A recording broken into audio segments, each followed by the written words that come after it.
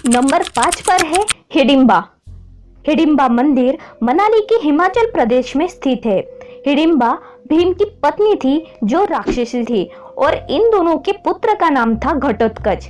ये जानना काफी इंटरेस्टिंग होगा कि आखिर एक राक्षसी का मंदिर कैसे बना और लोग कैसे इनकी पूजा करते हैं। जैसे आपको पता ही होगा कि पांडव अपनी शिक्षा पूरी करके आने के बाद युधिष्ठिर राजा बन जाएंगे और कौरव केवल साधारण राजकुमार ही रहेंगे। इसलिए इस बात को दुर्योधन को सहन न होने की वजह से दुर्योधन ने अपने मामा शकुनी के साथ मिलकर एक षड्यंत्र रचा, जिसे वारनावत षड्यंत्र भी कहा जाता है।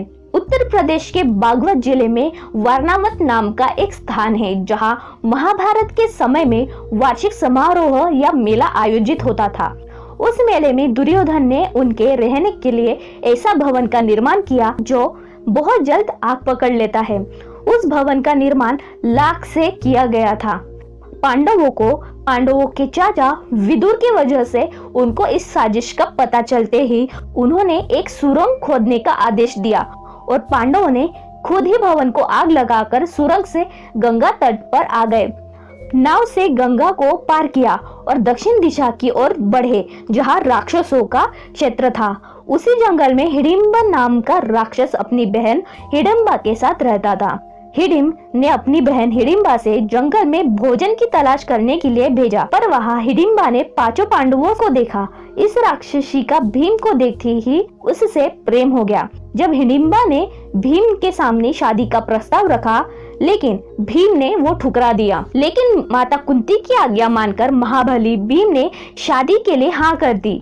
उनके शादी के बाद उन्हें घटोत्कच नाम का पुत्र भी हुआ, जिसे भगवान श्री कृष्ण का इंद्रजाल यानी काला जादू का वरदान प्राप्त था। उसके चक्रव्यूह को सिर्फ और सिर्फ खुद भगवान श्री कृष्ण ही तोड़ सकते थे। भीम से विवाह के बाद राक्षसी हिडिंबा मानवी बन गई। तत्पश्चात देवी, जहाँ पर हिडिंबा का दैवीकरण हुआ वह जगह मनाली ही है। मनाली में देवी हिडिंबा का मंदिर बहुत भव्य और कला की दृष्टि से बहुत उत्कृष्ट है। मंदिर के अंदर प्राकृतिक चट्टान है जिसके नीचे देवी का स्थान माना जाता है। चट्टान को स्थानीय बोली में ढुंग कहते हैं, इसलिए देवी को ढुंगरी देवी भी कहा जाता है। हिडिंबा मंदिर के पास काफी बड़े देवदार के पेड़ देखे जाते हैं। यह मंदिर 4 छतों वाला पैगोडा शैली का बनाया गया है। इस मंदिर का निर्माण कुल्लू के शासक बहादुर सिंह ने 1553 में करवाया था। मंदिर की दीवारें परंपरागत पहाड़ी शैली में बनी है। प्रवेश द्वार पर कंठ नक्काशी का उत्कृष्ट नमूना है। श्री कृष्ण ने हिडिंबा देवी को लोगों के कल्याण के लिए प्रेरित किया था। कहा जाता है कि विहंगमनी पाल को कुल्लू के शासक होने का वरदान हिडिंबा देवी ने ही दिया था। वह कुल्लू के पहले शासक विहंगमनी पाल की दादी कुलकी देवी भी कहलाती है। कुल्लू का दशहरा तब तक शुरू नहीं होता जब तक कि हिडिंबा वहां पहुंच न जाए, ऐसी मान्यताएं है। नंबर 4, द्रौपदी।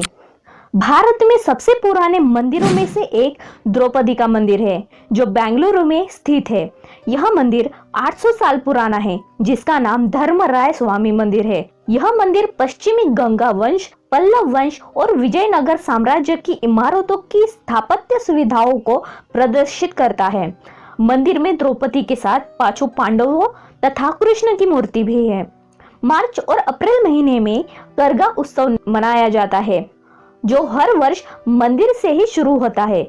यह त्योहार द्रौपदी को समर्पित है। ऐसे और 2 मंदिर हैं जिनका नाम द्रौपदी घाट और द्रौपदी अम्मन है।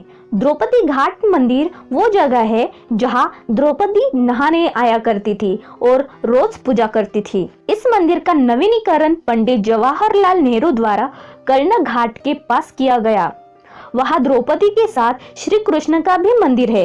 ये मंदिर ऐसी जगह पर है जहां कोई भी अनजान व्यक्ति भटक सकता है, क्योंकि वहां पर लोग ज्यादा जाते नहीं, इसलिए वह जगह काफी सुनसान है। अगर आपको मंदिर जाना है तो आप गूगल मैप पर ढूंढ सकते हैं। अब आते हैं द्रौपदी अम्मन के मंदिर की ओर। द्रौपदी अम्मन को हिंदू देवी मरियम्मन का अवतार भी माना जाता है। द्रौपदी अम्मन पंथ या द्रौपदी संप्रदाय एक क्षेत्रीय हिंदू परंपरा है जिसमें पिल्लेस, वनियर, कोनार, यादव, मुदलियार समुदाय के लोग द्रौपदी अम्मन को अनोखी देवी और पौराणिक कथाओं के साथ एक ग्राम देवी के रूप में पूजते हैं। तमिलनाडु के समुदाय और कर्नाटक के समुदाय द्रौपदी देवी को आदि शक्ति और कुल देवी के रूप में मानते हैं। वहीं दक्षिण भारतीय गांवों में कई मंदिर द्रौपदी अम्मन देवी के मंदिर है। द्रौपदी अम्मन मंदिरों में एक खास अनुष्ठान किया जाता है जिसे अग्नि व्रत या अष्टी ऐसा कहते हैं। इस अनुष्ठान में अंगारों पर चला जाता है। द्रौपदी अम्मन के मंदिर सिर्फ देश में ही नहीं बल्कि विदेशों में भी देखे जा सकते हैं, जैसे कि श्रीलंका और सिंगापुर। नंबर 3 पर है पांडु के सबसे पहले पुत्र युधिष्ठिर। छत्तीसगढ़ के बस्तर संभाग में दक्षिण बस्तर जिला मुख्यालय से 72 किलोमीटर दूर तेलंगाना की सीमा पर स्थित पुजारी कांकेर नाम का गांव है, जहां आज भी पांडवों की पूजा होती है। उस गांव के लोगों का मानना है कि गांव के पास स्थित विशाल पर्वत पर पांडवों ने अपना अज्ञातवास गुजारा था। इसी वजह से पहाड़ का नाम पांडव पर्वत रखा गया है। पहाड़ के ऊपर एक मंदिर है जिसकी घंटी अपने आप बज उठती है। इस मंदिर के अलावा गांव वालों ने गांव की सीमा पर युधिष्ठिर का मंदिर बना रखा है, जहां पर हर 2 साल में एक बार मेला लगता है। ऐसी मान्यता भी है कि इस मेले में शामिल होने के लिए 25 गांवों के देवी देवता पहुंचते हैं। गांव के पुजारी दादी राममूर्ति जी बताती है कि मान्यता के अनुसार कौरवों के हाथ अपना सब कुछ गवा देने के बाद जब अज्ञातवास पर निकले तो उस दौरान उन्होंने अपना कुछ समय दंडक कारण्य में गुजारा था। इसमें से एक इलाका पुजारी कांकेर का भी था। जब पांडव यहाँ पहुँचे थे तब उन्होंने दुर्गम पहाड़ पर स्थित गुफा से प्रवेश किया था और यही आश्रय लिया था, इसलिए बाद में इस पहाड़ का नाम दुर्गम पहाड़ से पांडव पर्वत रख दिया। उन्होंने यह भी कहा कि पांडव इस पर्वत से होकर गुजरने वाली सुरंग से भोपालपट्टनम के पास स्थित सकल नारायण गुफा से निकलते थे। वहाँ अभी श्री कृष्ण की मूर्ति है। हर साल वहाँ पर सकल नारायण मेला लगता है। पुजारियों का कहना है कि उनके पूर्वजों के द्वारा पांडव पर्वत में पांडवों के नाम पर मंदिर का निर्माण भी किया है, लेकिन कोई भी व्यक्ति वहां नहीं पहुंच पाता, इसलिए गांव की सीमा पर युधिष्ठिर का मंदिर बनाया गया और 5 पांडवों की पूजा के लिए अलग अलग पुजारी नियुक्त किए गए। युधिष्ठिर के लिए कर्ण पुजारी, भीम के लिए दादी अनिल, अर्जुन के लिए राममूर्ति दादी, नकुल के लिए दादी रमेश व सहदेव के लिए संतोष उड़तल को पुजारी बनाया गया। हर 2 साल में धर्मराज मंदिर में मेला लगता है। यहाँ आने वाले श्रद्धालु अपने कामना और मन्नत के अनुसार बकरे और मुर्गों की बलि भी चढ़ाते हैं। यह मेला अप्रैल माह में बुधवार के दिन ही आयोजित किया जाता है। ग्रामीणों का कहना है कि पूजा पाठ और पुजारियों का गांव होने के कारण ही उनके गांव का नाम पुजारी कांकेर रखा गया है। नंबर 2 पर है महाभारत के सबसे बदकिस्मत पात्र कर्ण। इनको सूर्यपुत्र और महारथी के नाम से भी जाना जाता है। पांडवों के विरोधी, पांडवों में सबसे धर्मी और दानी कर्ण होते हुए भी उन्होंने कौरवों का साथ दिया था, इसलिए उन्हें खलनायक माना जाता है तब तक जब तक आप शिवाजी सावंत की मृत्युंजय उपन्यास नहीं पढ़ते। लेकिन इन सबूतों की जरूरत तो अभी के 21वीं सदी के लोगों के लिए है, वरना हमसे पहले की पीढ़ियों ने तो कर्ण को भगवान का ही दर्जा दिया है। यूं ही नहीं, पूरे भारत में और भारत के बाहर भी सूर्यपुत्र के सम्मान में मंदिर और स्टैचू बनवाए गए हैं।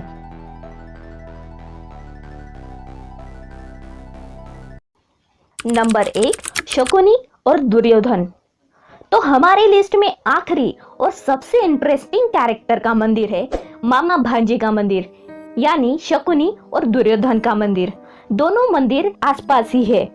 अगर किसी भी चालाक और धूर्त इंसान को उनकी पीठ पीछे नाम रखना हो तो ज्यादातर हम शकुनी मामा के नाम से ही बुलाते हैं। अब भला क्या करे, महाभारत के सबसे ज्यादा बदनाम पात्र शकुनी मामा थे ही ऐसे जिन्हें चौपड़ के खेल में महारत हासिल थी।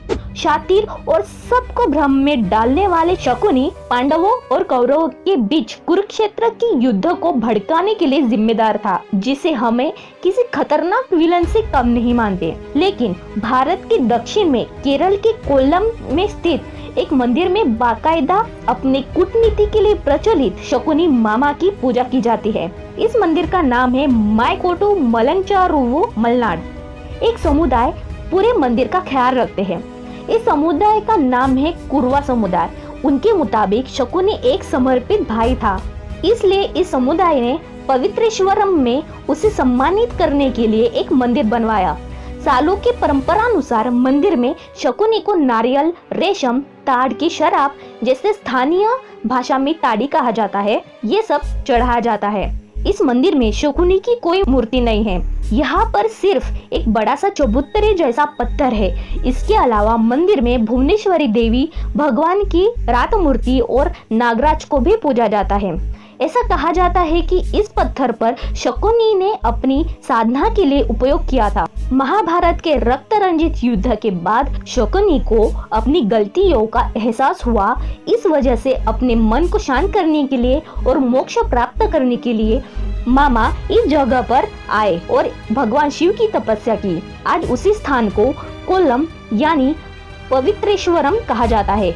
इस जगह पर हर साल मलक्कुड्डा महोत्सव नामक एक भव्य उत्सव होता है। इसी मंदिर के बाजू शकुनी के सबसे प्यारे, न्यारे और दुलारे दुर्योधन यानी महाभारत के खलनायकों में से ही एक उनका भी मंदिर है। दुर्योधन के और भी मंदिर है जो कर्ण के साथ बनवाए गए हैं।